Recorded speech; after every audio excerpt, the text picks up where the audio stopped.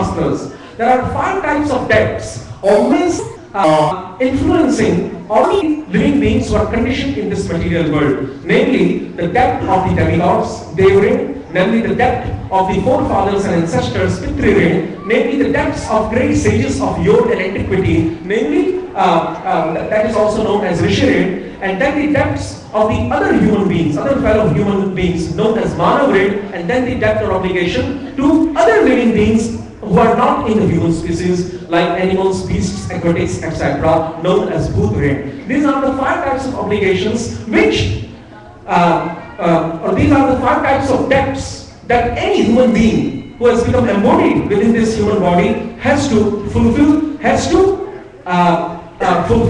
to fulfill these 5 types of depths. So, Devarin, or the obligation or debt to the demigods, can only be fulfilled through the performance of various sacrifices aimed and targeted at satisfying those demigods of heaven. Now, question arises that if those sacrifices are to be relinquished, because the example is set by Lord Krishna, what is the actual nature of unflinching, exclusive, one-pointed devotion, Ananya Bhakti, Ekantiki Bhakti?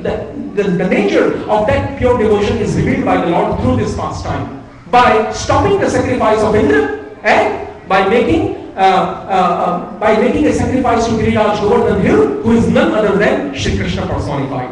So, now the question arises that if this is to be done, if while following the path of pure devotional service, the worship and adoration of all the demigods is to be relinquished, then how the Devarin, or the debt or obligation to the demigods that we owe, can become fulfilled, can we become relieved of?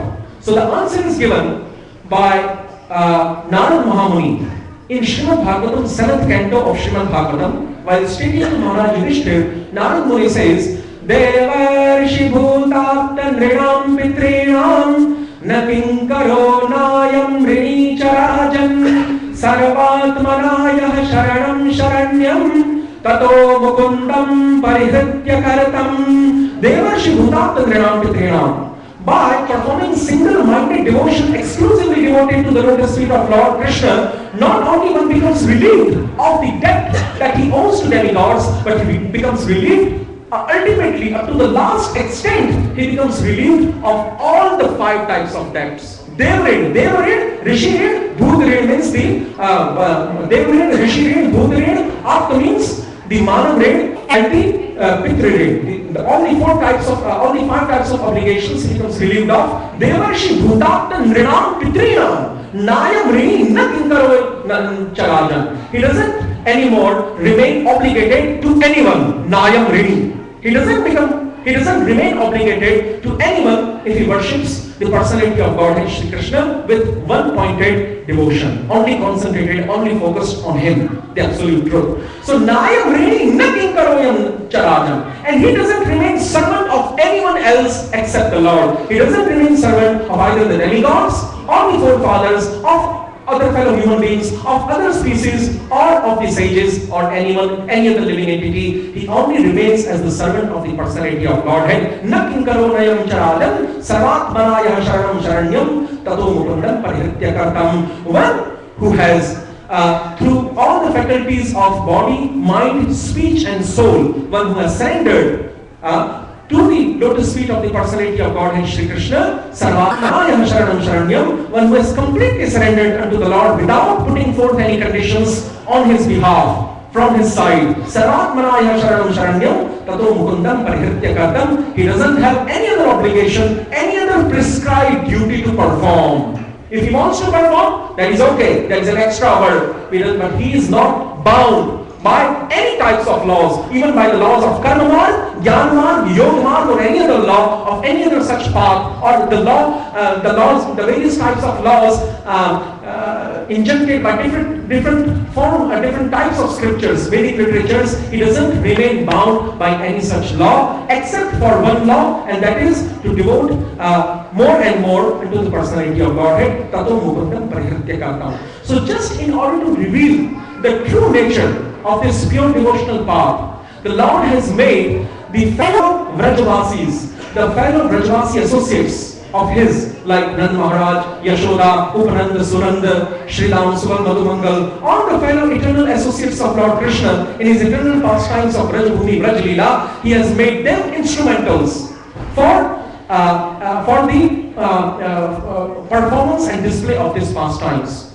So, because it has been declared in Padma Puran by Lord Shiva himself that Harireva Sadaratyah Sarva Deveshwareshwarah Itare Brahma Rudradya Navadyeya Kadachana. Lord Shiva himself declares unto Parvati in Padma Puran that certainly only Lord Hari or Krishna is to be worshipped. Harireva Sadaratyah, he is to be worshipped in all circumstances, situations, conditions, times, places, etc. Harireva Sadaratyah Sarvadeveshwareshwarah. Why he is to be worshipped only? Because he is not one of the demigods like Indra, Varuna, Chandra, Yam, Surya, etc. He is not even the head of those demigods like me and Brahma. He is not even the controller of me and Brahma, Narayan, but he is even the origin of Lord Narayan. He is the chief superintendent of all the controllers of the demigods. Sarva Deveshwareshwaraha Itare Brahmarudradya Navadyeya Kadachana. And then it is again said in Shiva Puran, or actually in the Skanda Puran by Lord Shiva himself to Parvati, again it has been stated that Tenaiva Hetu Bhutena Vayam Jata Maheshwari Karanam Sarva Bhutanam Sa Ekah Parameshwarah Tenaiva Hetu Bhutena. O Maheshwari, O Parvati, O my divine consort, the cause of all the demigods, including me and you, Tenaiva Hetu Bhutena, is only that one absolute truth, Karanam Sarva Bhutanam Sa Ekah Parameshwarah. And that absolute truth is Shri Krishna, or also known as Shri Narayana. That Hari, that Shri Krishna is the ultimate cause of all the living beings, including me and you and all the other demigods. Karanam Sarva Bhutanam Sa Ekah Parameshwarah. Then it is also been declared in Mahanarayan Upanishad of the Vedas that Eko Narayano Asit Na Brahma Na Shankara. Narayana Brahma Jayate, Narayana Rudro Jayate, Narayana Indro Vasavu Ashwino Dvadash Adityaha Ashwini Kumaraha Jayante. That from Narayana only all the other demigods, including Brahma, Shiva, Indra, all are made manifest. In the beginning of the creation, there was only one Narayana, Lord Hari, the personality of Godhead solely existing. So, in order to establish the true path, in order to reveal the true form of pure devotion unto Lord Hari, Lord Hari has enacted this pastime of holding Giriraj Govardhan, and he has stopped the long lasting tradition, the long tradition of the performance of Indra Yajna, which was very traditional among the cowherd community, among the Gop community of Vrindavan. Among the cowherd community of Vrindavan, there was a long-standing tradition coming from various, many centuries to perform this Indra Yajna. But Lord Krishna has stopped this sacrifice. That's the first reason, in order to reveal the true form of the nature of pure devotion. The second reason is to destroy the pride of Indra, who is Adhikrita Das. In Bhakti Rasamrita Sindhu Nectar of Devotion, Rupa Goswami states that there are 4 types of servants of Lord Krishna who are in the relationship of the mood of servitude, Dasya Bhav. In Dasya Bhav, there are 4 types of servants like Adhikrita Das, Anug, Kinkar and Ashrit.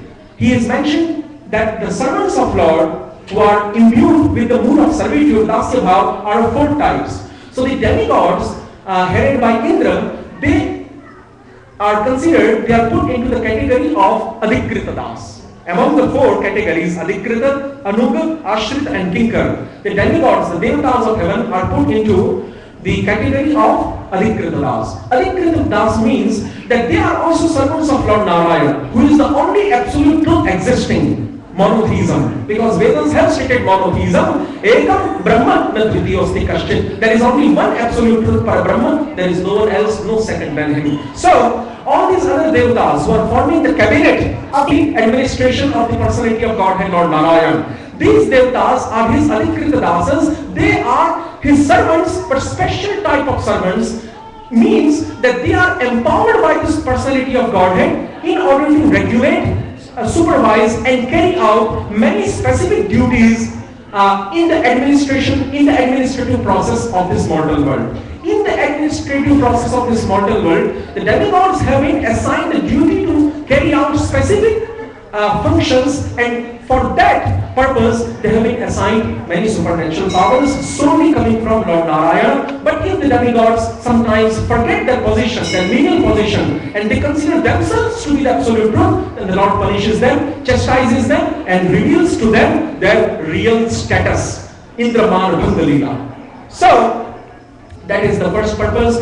Second purpose, and the third purpose is to show the preeminent glories of Giriraj Govardhan Hill, and that is why Sanatana Goswami, as we discussed, Giriraj Govardhan is one of the holiest places, is one of the most sacred places in the whole universe, as Rupa Goswami had stated in the 9th verse of Upadeshamritam. So also in the very beginning Mangalacharan of Brihad Bhagavatamritam, Sanatana Goswami has glorified Govardhan Hill by saying, Govardhano Jayati Shaila Kuladhirajo Yogopika Virudito Haridasa Varyah Shakrena Makabhanga Kritarchito Yah Saptahamasya Karapadmatalepya Vatsi. May that Govardhan Hill, who is the emperor of all the hills in this universe, may he be all victorious and all glorious, whom the Gopikas, whom the cowherd damsels and maidens of Vrindavan in Srimad Bhagavatam, in the 21st chapter of the 10th canto of Srimad Bhagavatam, whom the cowherd damsels of Vrindavan have glorified as being the topmost survivor of all among all the servants of Lord Krishna. Yo Gopika Bhrudiko Haridasa Varyah Shakrena Makabhang Kritarchito Yah Saptahamasya Karapadmatalepya Vatsi. And that Govardhan Hill was used as an instrumental for breaking the pride, for breaking the so-called imposed arrogance of Lord Indra, and due to that reason, Lord Krishna, he uplifted that Govardhan Hill for 7 consecutive days in a row. May that Govardhan Giriraj Parvat be all victorious. Hare Krishna, Krishna Krishna, Hare Hare, Hare Rama, Rama Rama, Hare Hare. Since we have approached the predetermined time limit of this session, so any questions or comments that anyone has from the audience shall be taken privately, not right now, afterwards. Afterwards, they can meet me privately and we shall satisfy their inquiries. Bolo Shri Shri Govardhan Giriraj ki, Shri Shri Giriraj Dharna Shri Gopal ki, Shri Annakoot Govardhan Puja Maha Mahotsav ki, Jagat Guru Shri Prabhupada ki, Jai Gaur Premanande, Hari Bol, Hari Bol, Hari Bol.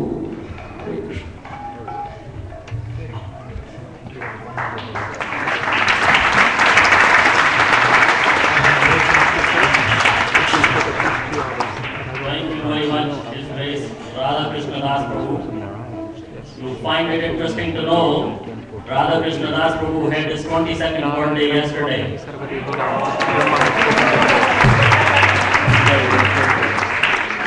He was actually born on Diwali day. So, we're going to carry on with the next part of the program.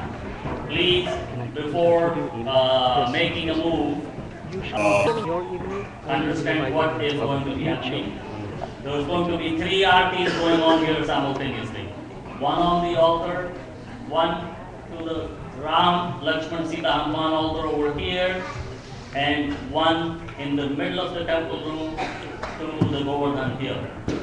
So, we would like to request everybody to come through this way and offer flower petals. We have a bunch of flower petals over here. Offer some flower petals to the Ram altar, and then you can go on to circumambulate the Govardhan hill. At least 6 years.